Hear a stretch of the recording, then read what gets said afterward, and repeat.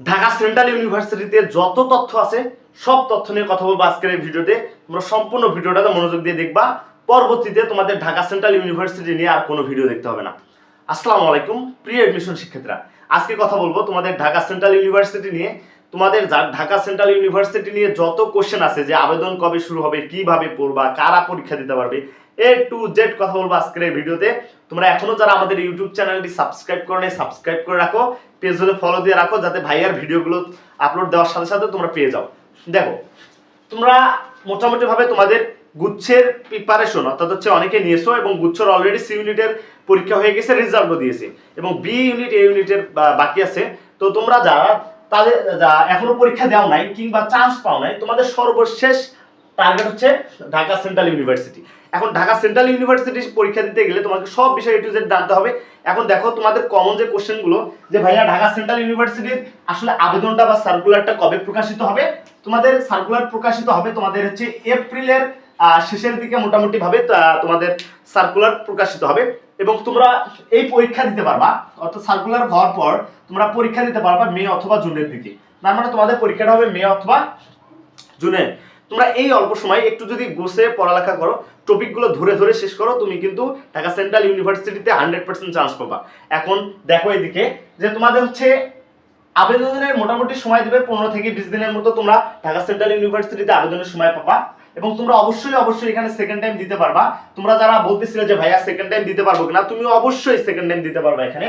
এবং তোমার পরীক্ষা হবে মোটামুটি ভাবে 100 এমসিকিউ এর উপর পরীক্ষা হবে, এবং তোমার নেগেটিভ মার্ক থাকবে 0.25। তার মানে তুমি যদি 4টা কোশ্চেন ভুল করো, তোমার 4টা কোশ্চেনের জন্য 1 মার্ক কাটা যাবে। হ্যাঁ, 1 মার্ক কাটা যাবে এই 4টা কোশ্চেনের জন্য। তো তুমি যদি 4টা কোশ্চেন ভুল করো, মোটামুটি ভাবে তুমি 1 মার্ক হারাবা আর কি। তো দেখো, এই ইউনিটে যারা পরীক্ষা দিবা তাদের হচ্ছে পদার্থ 25, রসায়ন 25, জীববিজ্ঞান 25 এবং গণিতে তোমার 25 মার্কের পরীক্ষা দিতে হবে।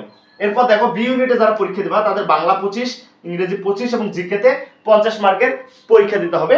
এবং হচ্ছে তোমরা যারা সি ইউনিটে, তাদের বাংলা 20, ইংলিশ 20, হিসাব বিজ্ঞান 20, ব্যবসা 20, মার্কেটিং কিংবা ফিনান্সে 20 মার্কের করে তোমাকে পরীক্ষা দিতে হবে।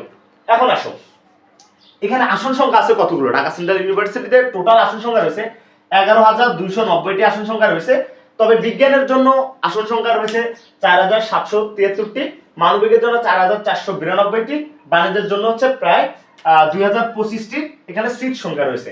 আচ্ছা, এখন কথা হলো যে ভাইয়া ঢাকা সেন্ট্রাল ইউনিভার্সিটিতে কিভাবে পড়লে আসলে আমি একটা এখান থেকে সিট পাবো। দেখো, এখানে যেহেতু হিউজ পরিমাণ সিট সংখ্যা রয়েছে এবং তোমার টার্গেট ঢাকা সেন্ট্রাল ইউনিভার্সিটিতে একটা সিট পাওয়া, তবে তোমাকে আমি বলবো তোমার যে সাবজেক্টগুলো আছে, যে বিষয়গুলোর উপর পরীক্ষা হবে, তুমি ধরে ধরে রুটিন করে এখন থেকে যদি পড়ালেখা করো, তুমি ঢাকা সেন্ট্রাল ইউনিভার্সিটিতে চান্স পাবা। এবং তোমরা যারা শুধুমাত্র আর্টসের আসো বি ইউনিটের, তোমাদের জন্য ভাইয়া কিন্তু সাজেশন তৈরি করেছে, এবং আমাদের যে এক্সাম ব্যাচ আছে, এক্সাম ব্যাচে কিন্তু ভাইয়া তোমাকে সাজেশনটা দিয়ে দিয়েছে। তুমি যদি ওই সাজেশন ফলো করো, তুমি ঢাকা সেন্ট্রাল ইউনিভার্সিটিতে একটা সিট পাবাই পাবা। ঠিক আছে? পরবর্তীতে যে কোনো ধরনের আপডেট তথ্য সবার আগে পাওয়ার জন্য ভাইয়ার চ্যানেলটা সাবস্ক্রাইব করো। কোনো কিছু জানার থাকলে ভাইয়াকে ইনবক্স করো, ভাইয়া কিন্তু প্রত্যেকটা কমেন্টের মেসেজের রিপ্লাই দিয়ে থাকে। তোমার জন্য শুভকামনা।